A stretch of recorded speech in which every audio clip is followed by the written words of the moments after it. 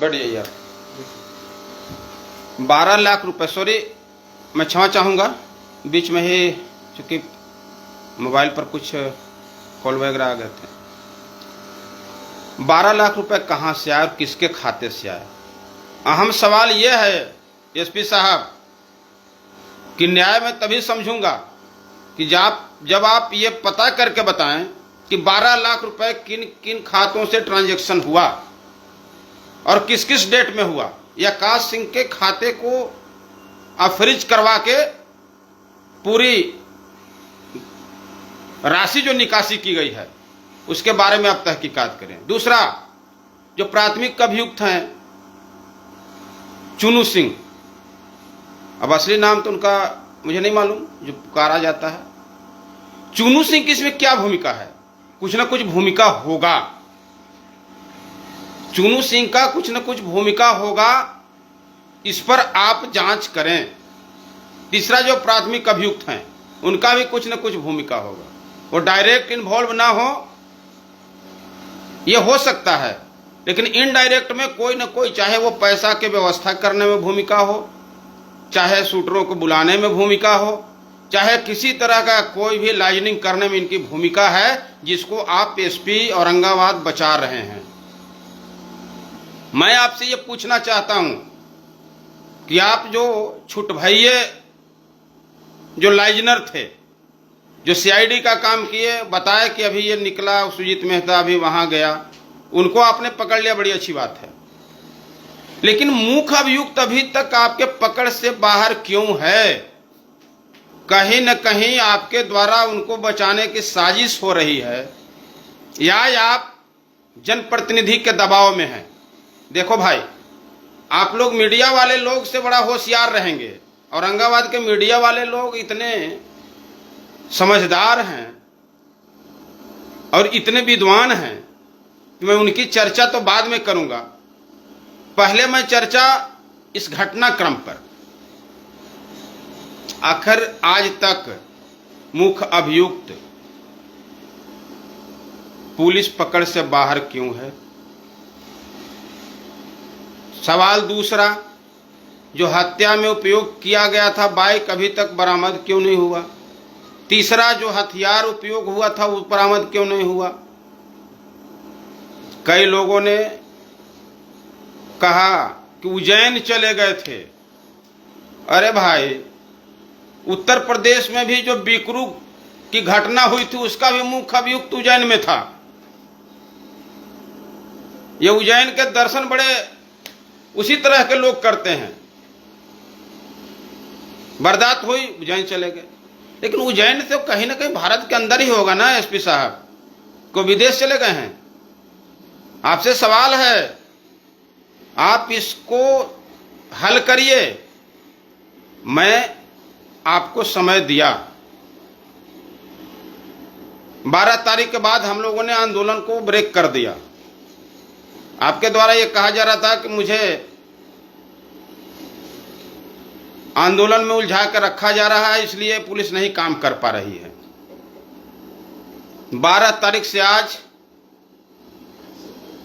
27 तारीख, यानी 15 दिन आपको समय मिला एसपी साहब। 15 दिन में आप अभी तक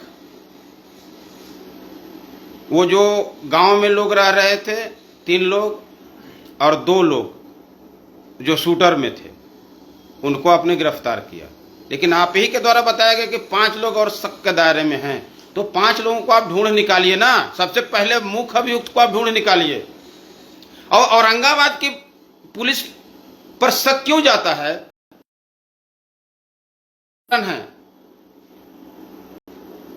कारण पहला, मैं आपको पूर्व की घटना में ले जाना चाहता हूं। पूर्व की घटना में आप जाएंगे तो आपको केस नंबर 340/14 सुजीत मेहता के पिताजी की हत्या 9/11/2014 को ही। लाश कहाँ प्राप्त हुआ था? औरंगाबाद ओवरब्रिज के पास। लाश कहाँ प्राप्त हुआ? औरंगाबाद ओवरब्रिज के पास। उसमें अभियुक्त प्राथमिक कौन थे? आकाश सिंह, चुनू सिंह और मंटू सिंह, ये उसमें प्राथमिक प्राथमिकी अभियुक्त थे।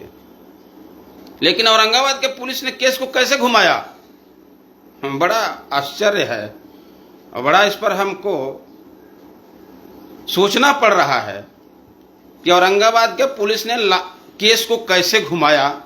मैं उस पर आपको ले जाना चाहता हूं। एसपी साहब, आप लाइव में जुड़े हुए हैं तो देखिएगा आप। सुजीत मेहता जेल में बंद है। ये प्राथमिक अभियुक्त पर किसी तरह की कोई कार्रवाई न करके और जेल में बंद सुजीत मेहता को प्राथमिक अभियुक्त बना दिया गया, मुख्य अभियुक्त, और उनके 2-3 और साथियों को भी इस केस में लपेट दिया गया जो निर्दोष थे। ये प्रमाण है कि जो आदमी जेल में है वो अपने पिता की हत्या कैसे कर सकता। कहीं न कहीं चुनू आकाश सिंह के सीने में ज्वाला धधक रही थी कि हम अपने बाप का बदला ले लें। इनके बाप को मार दिया। जांच करें आप केस को, पुनर्जांच। मैं पुनर्जांच कराने की मांग करता हूं। एसपी औरंगाबाद, आप मेरी आवाज को सुने और पुनर्जांच कराएं, उस केस को खोलें। आप पाएंगे आप निश्चित तौर पर उसमें दोषी कौन है। और घटना के बारे में जिक्र करना चाहूंगा। एक केस नंबर है 5/2020, 5/20, 26 जनवरी की घटना है। वही जगह जहां पर सुजीत मेहता की हत्या हुई, वही जगह है एसपी साहब। 2020 की घटना है, 5 तारीख है, 26 जनवरी, बतरे नदी, सुबह 8 से 9 बजे के बीच। तिलहारा का विकास मेहता अपने बाइक से जा रहे थे। इनकी भनक आकाश सिंह को लगी। आकाश सिंह अपने गाड़ी को दौड़ाते हैं विकास मेहता पर चढ़ाने के लिए। बेचारा विकास मेहता कूद के पुल में किसी तरह जान बचाया। इनकी गाड़ी एक्सीडेंट कर गई। अपने से फायरिंग करके और पूरा केस विकास मेहता पर थोप दिया कि विकास मेहता मेरे ऊपर फायरिंग किया। इसकी भी जांच होनी चाहिए। इस तरह के फर्जी मुकदमे हमारे लोगों पर कब तक होते रहेगा एसपी साहब? वहां के गरीब लोग आपके फर्जी मुकदमे का मार दंश कैसे झेलेंगे? और यह भी आंदोलन अगर नहीं होता तो शायद आप पूरा का पूरा केस उनके ही परिवार के लोगों पर उलट देते। आपकी भी संलिप्तता है। आप अभी तक मुख्य अभियुक्त को गिरफ्तार नहीं कर पाए और मैं आज जंग ऐलान कर रहा हूं कि शहीद जगदेव प्रसाद की शहादत 5 सितंबर को हुई थी। 5 सितंबर के दिन से मैं फिर मैं औरंगाबाद जिले में आंदोलन का बिगुल फूंकने जा रहा हूं। 5 सितंबर स्थान होगा सुजीत मेहता का शहीद स्थल से लेकर थाने तक मशाल जुलूस। 5 तारीख को संध्या 6 बजे से सभी साथी जो लाइव जुड़े हुए हैं और एसपी औरंगाबाद भी और थाना हुसैना ये अंबा और कुटुंबा, ये नोट कर ले आप। ऐलाने जंग शुरू 5 सितंबर से। शहीद हुए थे हमारे जगदेव प्रसाद कुर्था के मैदान में। इन्हीं पुलिसकर्मियों ने मार गिराया था। शहीद जगदेव प्रसाद जी के शहादत दिवस के अवसर पर हम लोग जंग का ऐलान कर रहे हैं। ऐलाने जंग, उलगुलान, झारखंडी भाषा में उसको उलगुलान बोलते हैं। और मैं आपको अपने चैनल के माध्यम से नम्र निवेदन कर रहा हूं कि एसपी साहब औरंगाबाद हम लोगों को आंदोलन करने पर मजबूर न करें। यथाशीघ्र मुख्य आरोपी, साजिशकर्ता, इस केस में नामजद अभियुक्त आकाश सिंह, कई लोग आकाश सिंह की भूमिका को नकार रहे थे कि आकाश सिंह का कोई इसमें रोल नहीं है। लेकिन जब शूटर लोग पकड़े गए, उन्होंने क्या क्या बताया वो तो औरंगाबाद की प्रशासन जानती है, एसपी साहब जानते हैं। लेकिन एसपी साहब से एक पत्रकार जी पूछ रहे हैं, हम देख रहे थे लाइव, उनका स्टेटमेंट में देख रहा था।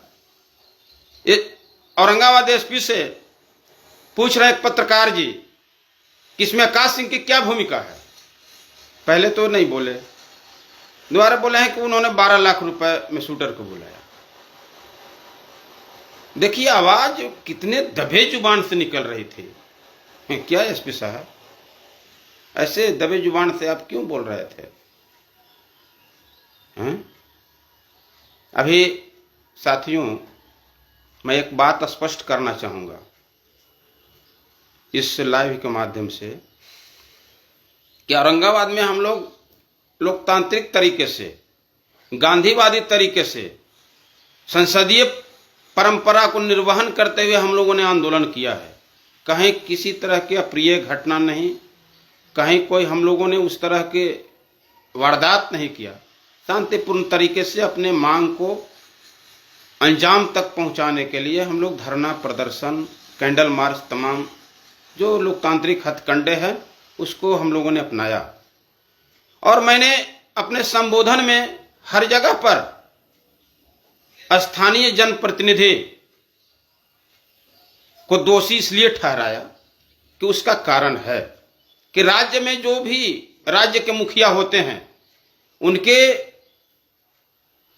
कार्यकाल में जो भी घटनाएं होती है, चाहे वो मर्डर हो, रेप हो या और अन्य दूसरे तरह की वारदातें, जो अपराध होता है उनके रिकॉर्ड में गिने जाते हैं। और कहा जाता है, हम लोग भी हाउस में 5 साल तक जनता के सवालों को उठाया है और कहा जाता है कि महोदय आपके कार्यकाल में इतनी हत्याएं हुई, इतने अपराध हुए, जिम्मेवार ठहराया जाता है। तो जो जिस क्षेत्र के प्रतिनिधि हैं हम उनको इसलिए जिम्मेवार ठहरा रहे हैं कि उनकी भूमिका संदिग्ध है। अभी तक आप देखे होंगे कि चाहे वो मेरा समर्थक हो या मेरा विरोधी हो, अगर कोई अप्रिय घटना घटती है तो पूरे हमारे विधानसभा क्षेत्रों में भी या दूसरे क्षेत्रों में भी जहां भी कोई घटना होती है, जनप्रतिनिधि का दायित्व बनता है कि पीड़ित परिवार से मिलकर सांत्वना देना। लेकिन क्या आज तक स्थानीय जनप्रतिनिधि जो वहां के संसदीय क्षेत्र के प्रतिनिधित्व कर रहे हैं, कभी पीड़ित परिवार से मिलने का उन्होंने कोशिश किया या पीड़ित परिवार से मिलकर सांत्वना दिया? नहीं ना, नहीं। तो जातिवाद कौन करता है भैया? दलित समाज कभी जातिवाद नहीं करता, कभी नहीं करता। मैं दावे के साथ कहता हूं, वो इंसाफ प्रस्त लोग हैं हम लोग। मैं जिक्र नहीं करना चाहता, इतिहास के पन्नों में मैं नहीं जाना चाहता।